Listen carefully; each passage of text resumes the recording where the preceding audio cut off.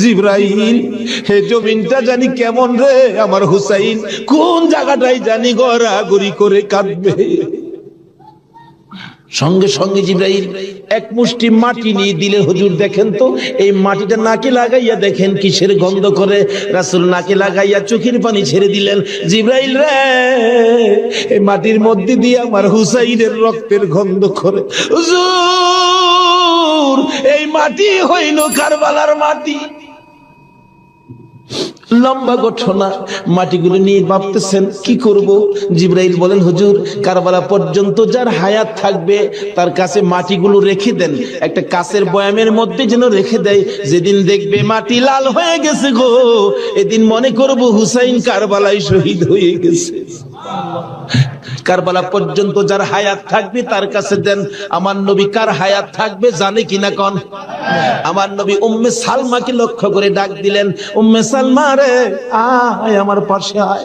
উম্মে সালমা কাছে আসলে নবীজি দুইটা চোখের পানি ছেড়ে দিলেন। হুজুর ডাইকালেন, কথা বলবেন, কান্দেন কেন? উম্মে সালমা রে কান্দি রে, কলিজা মানে না, এই মাটিগুলো তোর হাতে দিলাম, রেখে দিও। যেদিন দেখবে এ বোতলের মাটি লাল হয়েছে, এদিন তুমি বুঝে নিবা আমার হুসাইন উম্মতের নাজাতের জন্য কারবালায় শহীদ হয়েছে। উম্মে সালমা বলেন, আমি এই মাটি তখন বোতলের মধ্যে রেখে দিলাম। ওদিকে দিন দয়ার নবী মায়ার নবী দুনিয়া থেকে বিদায়, চার খলিফা বিদায়, ফাতেমা বিদায়। এইভাবে আস্তে আস্তে আমিরে মাবিয়ার হাতে মদিনার শাসক ক্ষমতা। আমিরে মাবিয়া রাষ্ট্রের প্রধান, বুড়া হয়ে গেছে তো এজিদ। রাসূল বলছিলেন, মাবিয়ারে তুই বিয়ে করিস না, কিন্তু মাবিয়ার এমন এক রোগ হইল, লোকেরা পরামর্শ দিল কবিরাজরা বিয়ে করলে ভালো হয়ে যাবে, কিন্তু রাসূল নিষেধ দিছিলেন বিয়ে করিস না। কিন্তু রাসূল তো জানতেন, কি বলেন, জানতেন কিনা বিয়ে করিস না, কিন্তু বিয়ে করলেন। জন্ম হলো এজিদ। একটু বুড়া হয়েছে বাবা, এজিদ চক্রান্ত করতেছেন, বাবার ক্ষমতাটা আমার নেওয়া দরকার। কিন্তু এজিদ নবীর কথা মতো, নবীর প্রেম, নবীর ভালোবাসা এজিদের কাছে কখনো ছিল না। লোকেরা বলেন না, এইরকম একটা লোকের কথা আমরা মানতে পারি না, হাসাইনই তো আছে, আমরা হাসাইনকে মানবো। নবীজি ভবিষ্যৎবাণী করে দিয়ে গেছিলেন, আমি দুনিয়া থেকে বিদায়ের 30 বছর পর হাসাইন ক্ষমতায় আসবে, হাসাইনকে মানুষ ভালোবাসবে, কিন্তু এজিদ হাসাইনকে থাকতে দিবে না। যাই হোক, লম্বা ঘটনা। এজিদ কয় হাসাইনকে কিভাবে শেষ করা যায়, দুইজনই পথের কাটা, একজন হাসাইন একজন হুসাইন, দুইজনকে শেষ করতে পারলেই তো আমার সুবিধাজনক পরিবেশ হয়ে যাবে। কি করব, কি করা যায়? এক কুটনি বুড়িকে এনে বললেন, তুমি কি পারবা হাসাইনকে শেষ করে দিতা? কুটনি বুড়ি কয়, এটা ব্যাপারই না। এমন কিসিমের মহিলা আছে না দেশ, খালি বেজাল লাগাই সংসারে। হাসাইন রাদিয়াল্লাহু তাআলা আনহুর বিবি ছিলেন 4 জন, সকলের ছোট বিবির নাম ছিলেন জায়েদা। জায়েদার হাতে শরবত খাইতেন সবসময়, তার হাতে শরবত খুব সুন্দর হতো আর কি, শরবত খাইতেন। হাসাইন ডাকতেছেন, জায়েদা শরবত দাও। শরবত দিলেন জায়েদা। দেখলো কুটনি বুড়ি জায়েদারে দিয়ে এই কামড়া বানাইতে। হাসাইন শরবত খায় চলে গেলেন। বলেন, জায়েদা হাসাইন কি তোমার হাতে সবসময় শরবত খায়? কহ, প্রত্যেকদিন আমার খুব ভালোবাসে, আমার হাতে শরবতটা খায়, আর কেউর হাতে খায় না, আমার হাতে শরবত নাকি খুবই ভালো। হ্যাঁ, কুটনি বুড়ি কয়, তোমার তো শরবত খায় কিন্তু তোমাকে ভালোবাসে না। কি বলো? আমি জানি ভালোবাসে, তুমি জানলে কি হবে? আমরা দূরের থেকে যা দেখি তোমারে সবচেয়ে কম ভালোবাসে। একটা কাম করো, মেয়েরা কিন্তু খুব সরল মানুষ, সহজে বুঝ পাই না, একটা কাজ করো, কি আমি বিষ দিয়া যাবো, বিষ খাওয়াইয়া হাসাইনকে মাইরা দাও, এজিদ হবে এদেশের প্রেসিডেন্ট, বাদশাহ, আর তুমি হবে রানী। সহজে বুঝ মানলেন, সরল মানুষ তো। বিষ দিলেন, শরবতের সাথে দিয়ে খাওয়াইলে হাসাইন পিপাসিত, ক্লান্ত। জায়েদা শরবত দাও, শরবতের সাথে বিষ দিলেন, খাইলেন। খাওয়ার পরে বলতেছে, জায়েদা আজকে শরবতটা যেন কেমন কেমন লাগে, কি যেন গন্ধ করতেছে। জায়েদা বলেন, না তো কিচ্ছুই না, কিন্তু দেখা গেল কিছুক্ষণ পর হাত পাও গুলি অবশ্যই আসতেছে, সমস্ত চেহারা নীল হয়ে গেছে, খালি জিহ্বাটা নড়তেছে, দুইটা চোখের পানি ছেড়ে দিছে। জায়েদা বুঝিছি, আজকে বুঝি নানার উম্মতের নাজাতের জন্য মায়ের দোয়া বুঝি আজকে কবুল হয়ে যাবে। জায়েদরে না না তোরে কিছু বলবো না, আমার ভাই হুসাইন কই? হুসাইনকে দেখে দেখে আমার পাশে আনো। হুসাইন খবর পাইয়া দৌড়াই আইসা দেখে বড় ভাইয়ের সমস্ত চেহারা সবুজ হয়ে গেছে। একটা চিৎকার মারছে, মা মা গো, তোমার দোয়া বুঝি আজকে কবুল হয়ে যায়। দৌড়ে যাইয়া হাসাইনের গলায় ধরছে, ভাই রে ভাই, কে তোমার এই অবস্থা করেছে? আমি হুসাইন তার প্রতিশোধ নিব। হাসাইন টাইনা টাইনা গলায় ধরে দুই গালে চুমাইতেছে, ছোট ভাই তো, ভাইরে প্রতিশোধ নিস না, নানার উম্মতের জন্য মায়ের দোয়া কবুল হয়ে গেছে। হাসাইন একটা কথা তোরে বলে যায়, কিছুদিন পর তোর উপরও বিপদ আসবে রে, আমার মায়ের দোয়া তোর বেলায়ও তো কবুল হয়েছে। হাসাইন যেদিন বিপদে আসবে রে, কেউ তো তোর পাশে আসবে না রে হুসাইন। এদিন আমি তো ভাই কাছে থাকতাম, আমিও তো দুনিয়ায় থাকতেছি না। হুসাইন রে, বেশি বিপদে পড়ে যখন কলিজার মধ্যে অশান্তি লাগবে, দুনিয়ার কাউরে ডাকিস না, নানা নানা কইয়া ডাকিস, কলিজায় শান্তি পাবে। হাসাইন দুনিয়া থেকে বিদায়, জি চক্রান্ত করে হুসাইনকে কিভাবে মারা যায়, হাসাইনকে মদিনায় ফালাইয়া, হুসাইনকে তো মদিনায় মারা যাবে না, চক্রান্ত করে ইবনে জিয়াদকে ডাক দিলেন। কুফা নগরীর গভর্নর, তুমি একটা কাজ করো, আমি ডাকলে তো আসবে না, কুফা নগরীর মানুষ দিয়া তুমি ডাইকা নিয়ে আসো হুসাইনকে কুফায়। কুফায় আনার পর হুসাইনকে আমরা শেষ করে দিব, আর আমাদের পথের কাটা থাকবে না। ইবনে জিয়াদ বলেন, কথা তো রাইট, চিঠি পাঠাও। চিঠি পাঠাইতে পাঠাইতে 40,000 চিঠি মদিনায় পাঠাইছে। হুসাইন চিঠি দেখে মুরব্বীদের কি বলতেছেন, চিঠি আসছে কুফায় যাইতে, যাবো কিনা বলেন। মুরব্বীরা চিঠি দেখে বলেন, হুসাইন রে, কুফার চিঠির রং ভালো দেখা যায়, কুফার তরবারির ব্যবহার ভালো হবে না। হুসাইন, আমরা অন্তত পক্ষে তোমাকে যেতে দিব না, হাসাইনের ব্যথাই তো আমরা বলতে পারি না, তোমাকে যেতে দিব না। 40,000 চিঠি, বলুন কয় হাজার চিঠি? মুরব্বীরা বলে, এত চিঠি আছে, দাঁড়াও দেখি একটু পরামর্শ করে। একটা মিটিং করলেন, হুসাইনের পক্ষ থেকে কুফায় তোমরা কে যাইবা? আমাদের নিজেদের লোক যায়, হুসাইন পক্ষ থেকে একটা লোক কুফায় যায়, নিজেদের লোকের কোনো খবর যদি পায় তাহলে আমরা হুসাইনকে যেতে দিব, ও তাদের কথায় হুসাইনকে দেব না, আমরা নিজেরা পরিবেশ বুঝবো। কে যাইবা? একজন লোক দাঁড়াইলেন, ইতিহাস বলেন, যার নাম হলো মুসলিম বিন আকিল। মুসলিম বিন আকিল দাঁড়ায় বললেন, আমি যাব হুসাইনের পক্ষ থেকে।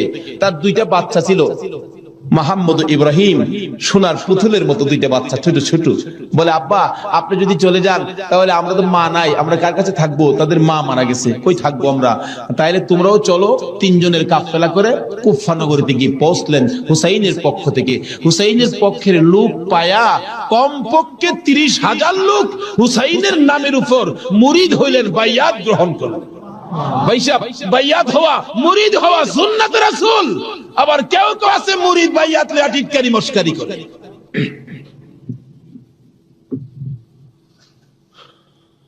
বুঝে না ভাই সাহেব, পীরের কাছে মুরিদ হবেন, কত মজার খেলা যে খেলে, আল্লাহর ওলির আল্লাহর সাথে কত খেলা যে খেলে। আল্লাহ কয়, এইটা নো ফতুয়া লাগাইস না, মাস্তা লাগাইস না, এটা আমার খাট বান্দা, খাট জাগাত কোনো দলিল লাগে না। জোরে জোরে খান সুবহান।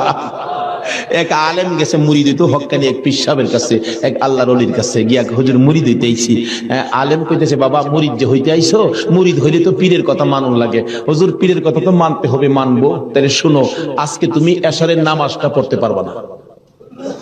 আচ্ছা, এই কথা কইলে কি আপনারা মানবেন? হগল পীরে কয় নামাজ পড়তে হইব, আপনি কোন নামাজ পড়তে পারবে না। আরে বাবা, সব সময় তো তুমি পড়বা, আজকের এশারের নামাজটা খালি তুমি বাদ দিবা। অন কেন কইছে? এটা তো শরীয়ত আর বুঝে না, কিন্তু মারফতলা তো জানে এর মধ্যে কিছু আছে। বলবো ভাই সাহেব, কষ্ট হইতেছে আপনাদের?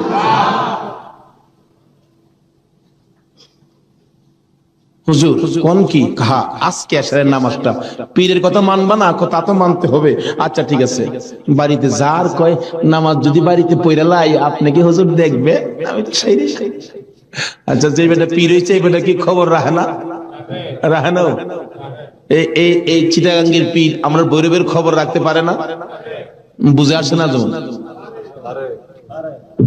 সহজে বুঝতে গেলে একটা ঘটনা বলতে হয়, বলবো? আপনারা কচ্ছপ চিনেন? আপনারা কি করেন? এটা আরো কোন নাম আছে? কচ্ছপ কয়, কাসিম কয়, আমাদের এলাকায় কাঠটাও কয়।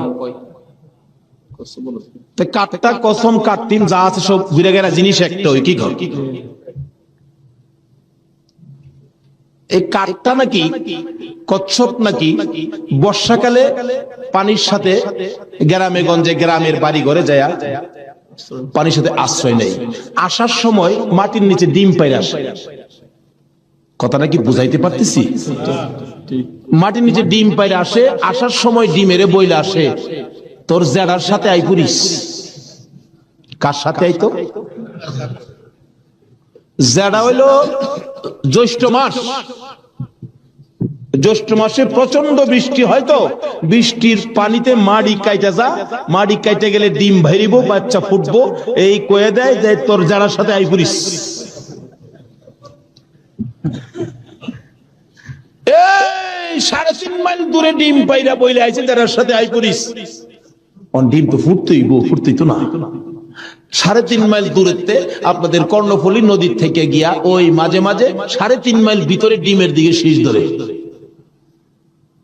3.5 মাইল দূরের থেকে একটা কচ্ছপ যদি ডিমের উপরে তা দিয়া ডিমের বাচ্চা ফোড়াইতে পারে, আল্লাহর বন্ধুরা 3,500 মাইল দূরে থাকলেও একটা মুরিদের দিকে এই নজর দিতে পারবে কিনা কোন তো? 3.5 মাইল দূরেতে ডিমের দিকে তা দেয় শীষ ধরে। এই তাই ডিম ফুইটা জ্যৈষ্ঠ মাসও জাড়ার লগে পানির সাথে বাইশাই। এই ক্ষমতা আল্লাহর ওলিদের আছে কিনা বলুন তো? এটা কে দিছে? আর জোরে কোন? সে আল্লাহর ওলি বলছেন, বাবা আজকে এশারের নামাজটা পড়িস না, যা। যার কয় হুজুর পড়তাম না, তো কইলেন আপনার সাথে, বাড়ি গিয়ে পয়রা লাইলে কি আর আপনি দেখবেন? আল্লাহর ওলি দেখবে কিনা? বাড়িতে গিয়ে কয় হুজুর কইছে নামাজটা ছাইরা দিতাম, হুজুরের কথা তো মানতে হবে। একবারে সব না ছাইরা খালি ফরজটা পয়রা লাই, একবারে কেমনে বাদ দিলাই। সারা জীবন নামাজ পড়লাম, আজকে নামাজটা কেমনে বাদ দিলাই? শুধু ফরজটা পইরা ঘুমাই দিচ্ছে। রাত্রে নবীজি আইসা ডাকতেছে, কিরে আজকে এই আমার সুন্নত ছাইরা দিলি? পীরের কথা হই না, কি করলাম আফসোস। অথচ কোন খেলা খেলাইছে এটা গেলাম, হ্যাঁ ওখানে বুঝছে না।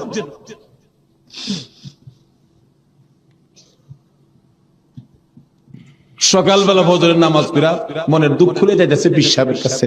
পিসাব দূরে থেকে কয় কি ফেজ বুঝি লাগছে, তাহলে বোঝা গেল খবর পিসাবের কাছে।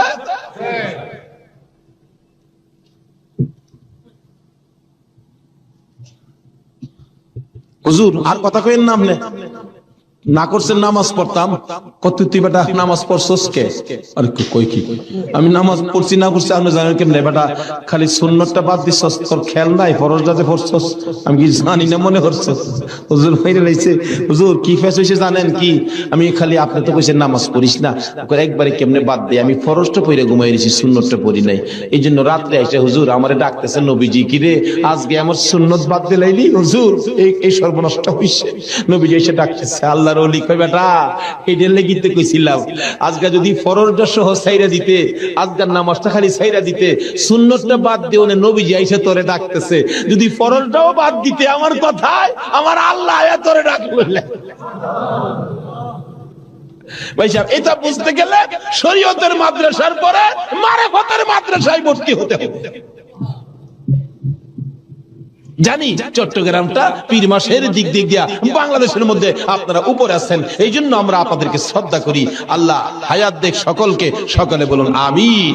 যাই হোক ওইদিকে আমার আলোচনা না, আমার আলোচনা হলো কারবালা। যাই হোক কারবালার দিকে পৌঁছে গেছি। আধা ঘন্টা সময় দিতে রাজি আছেন না আপনারা? আসুন। হাইরে কারবালা যাচ্ছি, এবার কারবালা। এবার চিঠি পাইলেন কয় হাজার? মুসলিম বিন আকিল চলে গেলেন, 30,000 লোক মুরিদ হলেন, বাইয়াত গ্রহণ করলেন। খালি কয় মুসলিম বিন আকিল হুসেইনকে কুফায় আনেন না, আমরা হুসেইনকে দেখতাম। তো কুফা নগরী বড় মসজিদে বসে মুসলিম বিন আকিল চিঠি লিখলেন, হুসাইন আর কোনো ভয় নাই, এখানে পরিবেশ আপনার জন্য পাগল, আসলেও পাগল, কিন্তু খারাপ তো খালি এজিদের বংশ।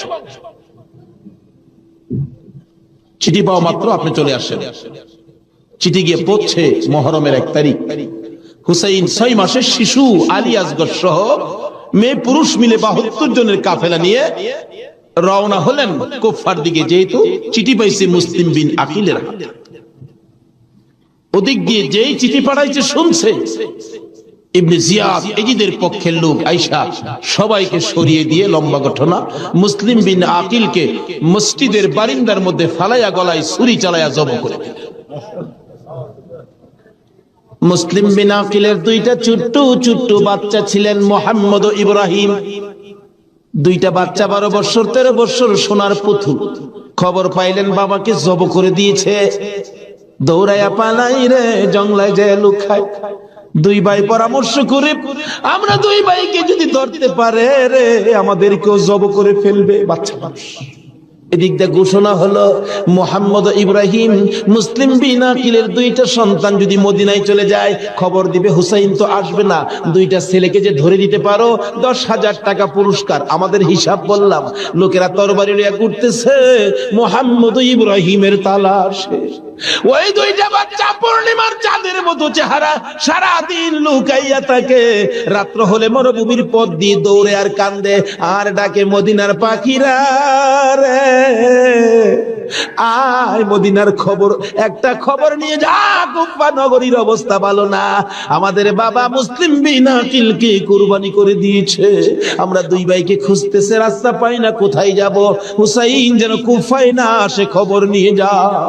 এভাবে 1 দিন 1 রাত, 2 দিন 2 রাত, 3 দিন পার হইয়া 3 রাত্রের বেলা 2টা ভাই একটা খেজুরের বাগানের মধ্যে বসেছিল, রাত্রে দৌড়াবে মদিনায় যাবে, কিন্তু পেটের খিদা, পানির পিপাসা, আর হাঁটতে পারে না। ছোট ভাইটা বড় ভাইয়ের গলায় ধরে কাঁদতেছে, ভাই কলিজা শুকাইয়া গেছে রে, একটা কাজ সামনে যাইতে পারবো না। 2জন গলাগুলি করে খেজুরের বাগানের মাঝখানে ঘুমিয়ে গেছে। এই খেজুরের বাগানের মালিকের নাম ছিল হারেস। হারেস নিজে ও তরবারি লইয়া ঘুরতেছে। সকালবেলা হারেসের বিবি যাই বাগান দেখবে, যাইয়া দেখে বাগানের মাঝখানে সাপ বিচ্ছুর ভয় থাকে, কিন্তু এই ভয়ের মাঝখানে 2টা পূর্ণিমার চাঁদের মতো সন্তান ঘুমাইয়া রইছে। আস্তে আস্তে কাছে যাইয়া ছোট্ট ভাইটার মাথায় হাত দিলে, চোখ খুলে দেখি কুফার মহিলা, চিৎকার মারছে, ভাই গো আর ঘুমাইস না, কুফাবাসী আমাদের খবর পেয়ে ফেলছে, মদিনায় বুঝি আর যাওয়া হবে না, তুমি আমার মা লাগো। আমার মা নাই, বাবা নাই, আমরা মদিনার সন্তান, আমরা মদিনার আওলাদ, কুফাবাসীর কাছে আমাদের খবর দিও না।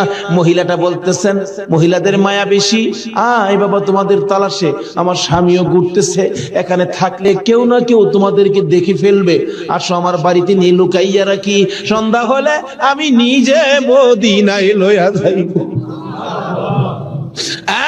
মা বোনেরা, এমন একটা ভালোবাসা দাও না গো এই মুহররমের চাঁদে।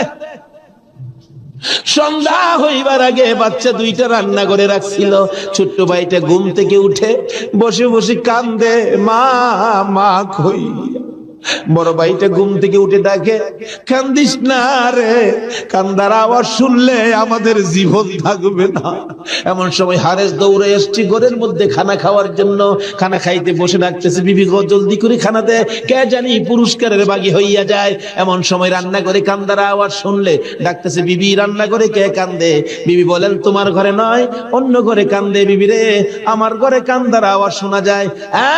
বিবি মিথ্যা কথা কোস, আমার ঘরে কান্দা। বিবি বলেন, তোমার ঘরে নয়, কুফাবাসীর সন্তানেরা কান্দে। হারেস বলেন, বিবি রে, কুফাবাসীর কান্দা এত সুন্দর না। বাসন ধাক্কা দিয়ে সরাইয়া তরবারিটা লইয়া ওইটা দাঁড়াইলে বিবি পিছন দিয়ে আনজে ধরেছে, স্বামী আর সামনে যাও না, হে মদিনার ময়নাদের গলায় ছুরি দিও না। তোমার যদি মারতে চাই গো স্বামী, আমার গলাটা পেতে দিলাম, আমার গলাটা কাইটা দাও। না না, মানবো না। দৌড়ায় যাইয়া রান্না করে দরজায় দাঁড়াইয়া দেখে দুইটা পূর্ণিমার চাঁদ উদয় হইয়া রইছে। তরবারিটা দেখে ছোট্ট ভাইটা চিৎকার মারছে, বাবা গো খইয়া। বড় ভাইটা কান্দে, কান্দিস না, আমার বাবা গেল যেইভাবে রে, আমরাও যাইব সেইভাবে। এইভাবে যারা জীবন দিয়েছে সেটাই হলো আমার আল্লাহর রাস্তা। দুই ভাইকে ধরে মুরগির বাচ্চার মতো শেষলাইয়া বাহির করে যাইতে যাইতে যাইতে যাইতে একটু পরে পরে ছোট্ট ভাইটা জিগায়, হারেস রে, আমরা মেরে ফেলবে রে, মারিস নাই, আমরার মা নাই, আমরার বাবা নাই। আকাশের দিকে তাকাইয়া ডাকে, আরে আকাশের পাখিরা রে, আর একটা খবর নিয়া হুসাইনের কাছে পৌঁছে দে, হুসাইন যেন কুফায় না আসে। রওনা হলেন, যাইতে যাইতে সন্ধ্যা হয়ে যায়। পুরাত নদীর কিনার দিয়ে যাচ্ছে। হারেস ভাবতেছে, দুইটা সন্তান, দুইটা ছেলে জীবিত যদি নিয়ে যায়, আমার চেয়ে শক্তিশালী কেউ আয়েশা যদি আমার কাছ থেকে নিয়ে যায়, পুরস্কার আমি পাবো না, বরঞ্চ জব করে দুইটা মাথা খালি নিলেই তো হয়। দুইটা ভাইকে জব করার জন্য প্রস্তুতি নিলে ছুরির দিকে তাকাইয়া তাকাইয়া বাচ্চারা কান্দে। ছোট্ট ভাইটাকে জমিনে শুয়াইছে, গলাটা কাটবে, লাফ মেরে উইটা গেছে। বড় ভাইটাকে শুয়াইছে, উইটা গেছে। আবার জোর করে জমিনে শুয়াইয়া ছোট্ট ভাইটাকে বুকের উপর পাড়া দিয়া ধরছে, মাথার মধ্যে চাপা দিয়ে ধরে গলাটাই ছুরি চালাবে, ছুরির নিচে তাইকা কাঁদতেছে, হুসাইন আইসো না গো, কারবালায় আইসো না, এই কুফা নগরীতে আইসো না, কুফার মানুষের তরবারির ব্যবস্থা ভালো। গলা কেটে দিলেন বড় ভাইটারে, গলা কেটে দুইটা ভাইকে দুই দিকে ধাক্কাইয়া পুরাত নদীতে ফেলে দিলেন, মাথা ছাড়া বডি খানি ফেলে দিয়ে মাথা রুমালের প্যাকেট করে রওনা হলে শুনে পিছন দিয়ে আবার ডাকতেছে, হারেস রে, আমরা দুই ভাইয়ের মারিস না। হারেস বলেন, মাথা কেটে নিয়ে আসলাম। আবার ডাকে কে? পিছনে যাইয়া দেখে দুই দিকে দুইটা বডি লাশ ছিল, দুইটা ভাই আবার একসাথে হইয়া এক ভাই আরেক ভাইয়ের আঞ্জাইয়া ধরে রাখছে। আমার আল্লাহ বলেছে, আমার রাস্তায় যারা জীবন দেয় রে, তারা মরে না, তারা মরে না রে, তারা জীবিত। এই দুই ভাই প্রমাণ করে দিলেন তারা জীবিত। ওদিকে যায় না, ওদিক দিয়ে যাইতেছে এজিদের দরবারে পুরস্কার আনবে। এদিক দিয়া ইমাম হুসাইন 72 জনের কাফেলা লইয়া গো আস্তে আস্তে কারবালার জমিনে এসে পৌঁছে সন্ধ্যা হয়ে যায়। রাস্তা চিনে না। হুসাইন বলেন, তাবু গাড়ো, সকালবেলা কুফার দিকে রওনা হব। তাবু গাড়তে গেলে জমিনে কূপ দেয়, মাটির থেকে রক্ত বাহির হয়, গাছের ডালে আঘাত করে গাছের ডাল থেকে রক্ত বাহির হয়। সঙ্গীরা বলেন, হুসাইন ব্যাপারটা বুঝতে পারতেছি না। হুসাইন বলেন, রাখো রাখো, এখানে কি কাউরে পাই কিনা জিজ্ঞেস করলেন, এই জায়গাটার নাম কি? একজন লোক বলেন, আপনারা কোত্থেকে আসছেন? আমরা মদিনার থেকে আসছি। এই জায়গাটার নাম কি? জায়গাটার নাম কারবুলা। হুসাইন একটা চিৎকার মারছে, সঙ্গীরা রে, তাবু গাড়ো। আমার নানা বলেছে রে, নানার উম্মতের জন্য আমি হুসাইন কারবালাই নাকি শহীদ হব। মুহররমের 7 তারিখ তাবু গাড়লেন। সন্ধ্যা হইলে তাবু গাড়লে রাত্র শেষ হওয়ার আগে 4000 এদিদি শুনল নিরস্ত্র মুসলমানের চারপাশে ঘেরাও করেছে। আজকে সেই নিরস্ত্র মুসলমানের উপর ইরাকের জমিনে বলুন তো আক্রমণ হচ্ছে কিনা?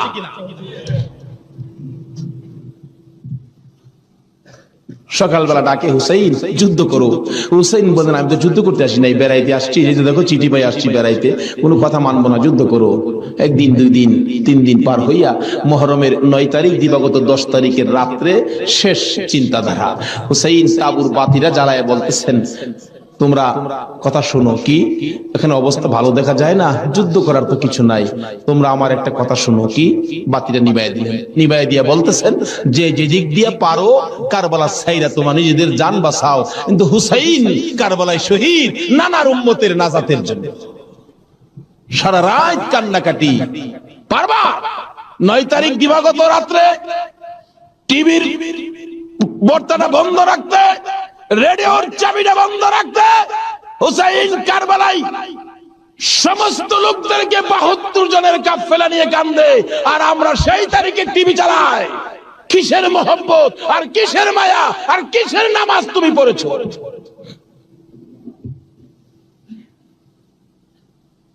যদি কথা দিতে পারো 9 তারিখ দিন গিয়া রাত্রে টিভি আর চালাবো না, আর গান বাজনা করবো না, হুসাইন তোমার জন্য ওই ফুলসিরাতের কিনারে দাঁড়ায় থাকবে। নামাজ পড়ছে, বলুন কি করছে? ওহনের মারার আসেনি নামাজ নাই। এলাকায় তো হুসাইনের পাগল জন্ম হয় না, এলাকায় তো হুসাইনের রক্তের প্রতিদান দেওয়ার মানুষ দেশে হয় না।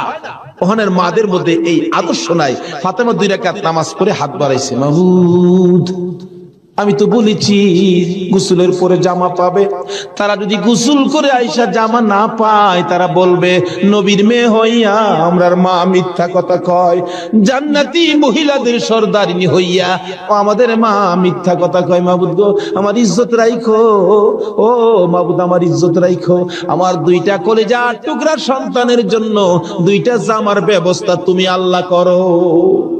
এ ডাক দিছে, মায়ের দোয়া তো কবুল। আল্লাহ বলেন জিবরাইল জান্নাত থেকে 2টা সুন্দর পাঞ্জাবি হাসাইন আর হুসাইনকে দিয়ে আসো। 2টা পাঞ্জাবি নিয়ে হাসাইন হুসাইনের বাড়ির সামনে হাজির। হাসাইন হুসাইন কোথায়? তোমাদের জামা তো তৈয়ার হয়েছে। কিতাবে আসছে জামাগুলির রং ছিল একটা সবুজ আর একটা লাল। 2 ভাই দৌড়ায় আসছে, কোনটা নিবা? জিবরাইল মানুষের বেশ ধরে ডাকতেছে, কোনটা নিবা? হাসাইন বলেন আমারে সবুজটা দেন, সবুজটা দেন। হুসাইন বলেন আমারে লাল জামা দেন। 2 জনে জামা হাতে নেয়, আর বাড়ির ভিতরে রুমের ভিতরে মা ফাতেমার কলিজা দরফর শুরু করছে। মনাদার শেষ করে বাহিরে আসেন, কেন আমার কলিজা দরপর করে? এমন সময় 2 সন্তান 2টা জামা লইয়া মায়ের সামনে হাজির। মা দেখো কত সুন্দর জামা দর্জি আমাদেরকে দিয়ে গেলেন।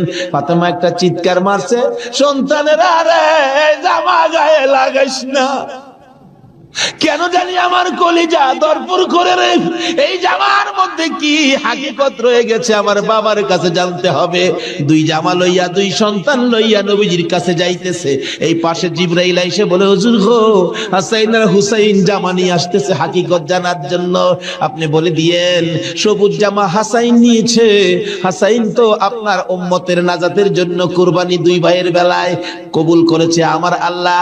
হাসাইন সবুজ জামা নিয়েছে, আপনার উম্মতেরা হাসাইনকে বিষ খাওয়াইয়া সবুজ করে দুনিয়া থেকে বিদায় করে দিবে। আপনার আদরের নাতি হুসাইনকে লাল জামা যার হাতে দেখবেন আপনি মনে করবেন কারবালার জমিনে এ হুসাইনকে বললাম। আর রহমানির রহিম, বিসমিল্লাহির রহমানির রহিম। দয়াময় পরম দয়ালু আল্লাহর নামে। আলহামদুলিল্লাহি রাব্বিল আলামিন, সকল প্রশংসা জগৎ সমূহের প্রতিপালক আল্লাহরই। আর রহমানির রহিম, যিনি দয়াময় পরম দয়ালু। মালিক ইয়াউমিদ্দিন,